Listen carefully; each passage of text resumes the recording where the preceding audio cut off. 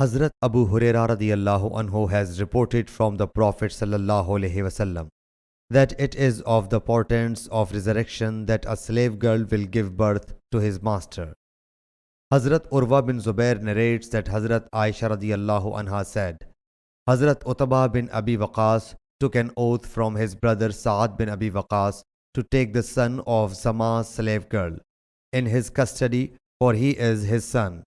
When at the time of victory Allah's Apostle sallallahu alaihi wasallam entered Makkah, Hazrat Sa'ad took the son of Zama's slave girl in his custody and took him to Allah's Apostle sallallahu alaihi wasallam. Hazrat Abd bin Zama also went there, so Hazrat Sa'ad submitted, O Allah's Apostle sallallahu alaihi wasallam, it is my nephew about whom a pledge was taken from me that he was the son of Utbah. Abd bin Zama submitted, O Allah's Apostle sallallahu alaihi wasallam, it is my brother, because he is the son of Zama's slave girl, and he has been born on his bed.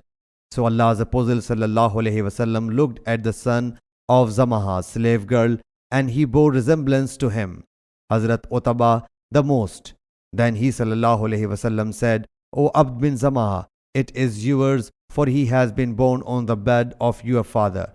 Allah's Apostle sallallahu alaihi wasallam also said, O Sauda, the daughter of Zama, you must observe veil in his presence, for he found him resembling Utbah.